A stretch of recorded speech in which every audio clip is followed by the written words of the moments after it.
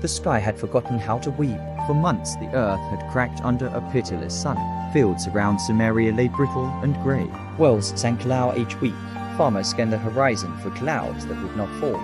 It had begun with a sentence. Elijah had stood before King Ahab and declared, "As the Lord, the God of Israel, lives, there will be neither dew nor rain except at my word."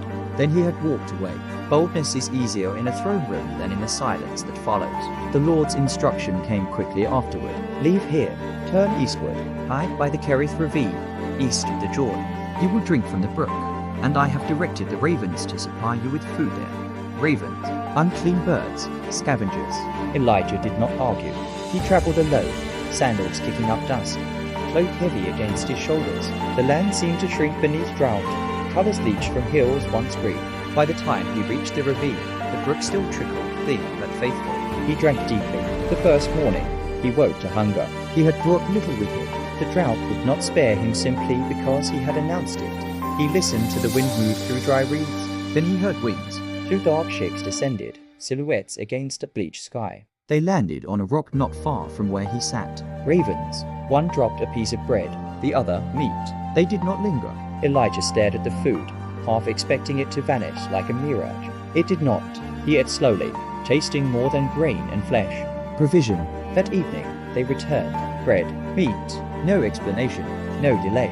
The rhythm established itself, morning and evening wings. The rush of air, the soft thud of sustenance landing near his feet. The prophet who had confronted a king now depended on birds. He watched them carefully at first, suspicion thrilling through gratitude.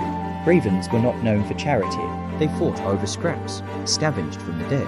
Yet here they came, obedient to a command older than drought. Days stretched into weeks. The sun burned on. The brook's song softened.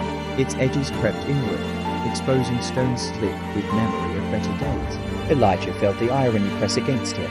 He had spoken the word that closed the heavens. Now he waited for crumbs from the sky. At night, alone beneath the vault of unclouded stars, doubt sometimes stirred. Would the ravens come tomorrow? Would the brook hold one more day? What if obedience led only to thirst? But morning would arrive, and with it the beat of wings. Bread, meat, enough. The ravens did not bring abundance. They brought daily bread. Dependence sharpened him, stripped him of illusion. There were no crowds in the ravine. No applause. No visible proof that his confrontation had accomplished anything beyond empty fields.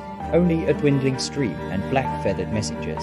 One afternoon, he knelt at the brook and noticed the water barely covering his fingers. The drought had reached even here. He looked up at the sky clear, relentless. The next morning, the ravens still came. Bread, meat. Faithfulness did not always look like abundance. Sometimes it looked like just enough to keep breathing. Finally, the brook ran dry. Stones lay exposed, cracked and pale. The ravens circled once and flew on, their task complete. Elijah stood in the silence. He had learned something in the ravine. The God who commands rain can also command birds. The God who sends drought can also send daily bread. Provision may come from unexpected mouths, and obedience does not exempt one from famine, it anchors him through it. When the next word came, "Go to Zarephath," Elijah did not hesitate. He had eaten from the beaks of ravens. He had drunk from a shrinking stream. He had learned that even in a land sealed by judgment, the Lord's care could find him in the narrowest of ravines. And that was enough to take the next step.